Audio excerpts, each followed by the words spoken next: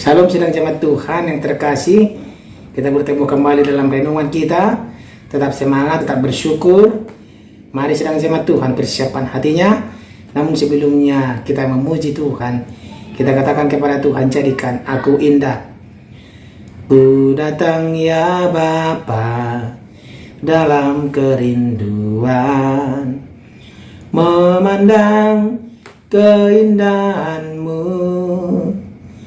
Ku berikan segalanya, semuanya yang ada. Ku ingin menyenangkan hati-Mu, oh Tuhan. Jadikan aku indah, yang Kau pandang mulia, seturut karya-Mu di dalam hidupku. Ajarku berharap hanya kepadamu Tuhan, taat dan setia kepadamu Tuhan. Amin. Firman Tuhan untuk hari ini dari kitab Yeremia pasal 22 ayat 10 sampai ayat 19. Demikianlah firman Tuhan. Janganlah kamu menangisi orang mati, dan janganlah turut berduka cita karena dia. Lebih baiklah kamu menangisi dia yang sudah pergi, sebab ia tidak akan kembali lagi. Ia tidak lagi akan melihat tanah kelahirannya. Sebab beginilah firman Tuhan mengenai Salum bin Yosia, Raja Yehuda, yang telah menjadi raja menggantikan Yosia ayahnya, dan yang telah meninggalkan tempat ini. Ia tidak lagi akan kembali ke sini, tetapi ia akan mati di tempat pembuangannya, dan tidak lagi akan melihat negeri ini. Celakalah dia yang membangun istananya berdasarkan ketidakadilan, dan anjungannya berdasarkan kelaliman, yang mempekerjakan sesamanya dengan cuma-cuma, dan tidak memberikan upahnya kepadanya. Yang berkata, aku mau mendirikan istana yang besar, lebar, dan anjung yang lapang luas, lalu menetas dinding istana, membuat jendela, memapani istana itu dengan kayu aras, dan mencatnya merah.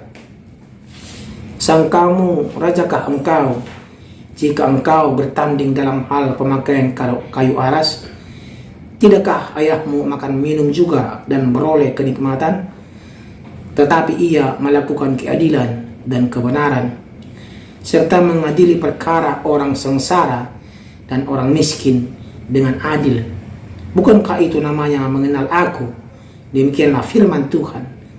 Tetapi matamu dan hatimu hanya tertuju kepada pengejaran untung, kepada penumpahan darah orang yang tak bersalah, kepada pemerasan dan kepada penganiayaan.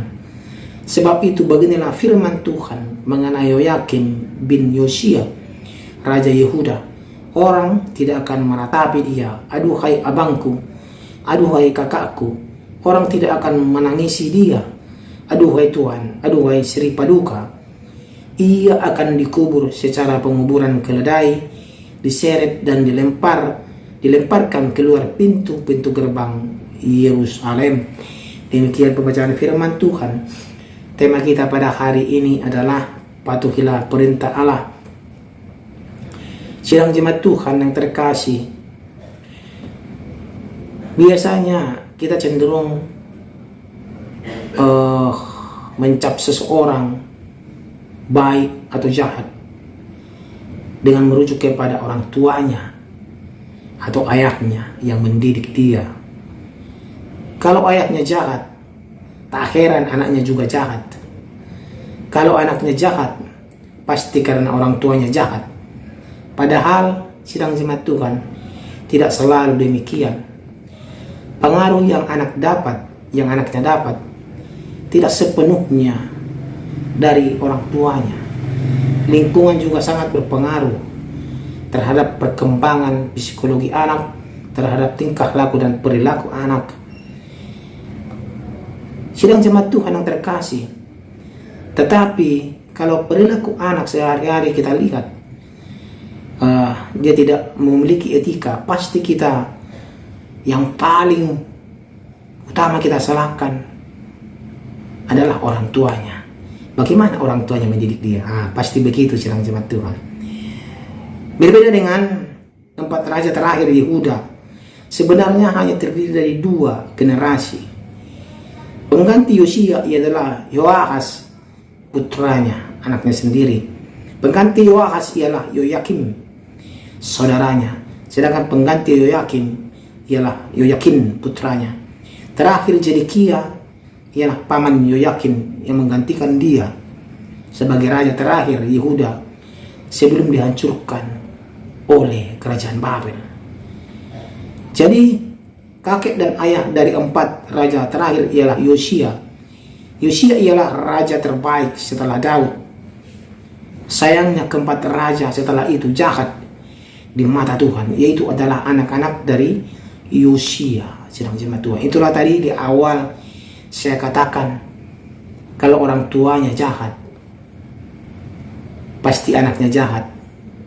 Kalau orang tuanya baik, anaknya baik. Tetapi kalau anaknya jahat, orang tuanya baik. Ini tidak sepenuhnya pengaruh dari orang tua, sidang jemaat Tuhan. Perikop hari ini menyoroti Yoyakim dan Yoyakim.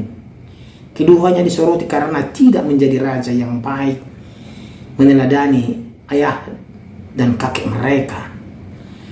Yoyakim dikritik pedas karena berbeda dengan ayahnya yang melakukan keadilan dan kebenaran. Ia justru berlaku sebaliknya. Maka ia akan menerima hukumannya dengan tidak mendapatkan penguburan yang terhormat sebagai seorang raja. Tadi kita sudah baca, sidang jemaat Tuhan, Yosia adalah raja yang baik, yang menuruti daripada perintah Tuhan. Ia adalah raja yang mengerti akan perasaan, akan mengerti kebutuhan daripada rakyatnya. Ia selalu menaati segala perintah daripada Allah. Makanya dikatakan firman Tuhan, dikatakan tadi yang kita baca, sidang jemaat Tuhan,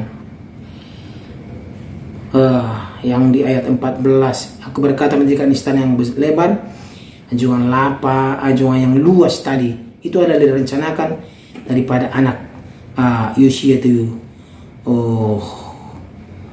anak daripada Yosia. Dia akan merencanakan rencana-rencana yang luar biasa, tetapi Allah tidak suka karena dia tidak menuruti segala perintah daripada Tuhan.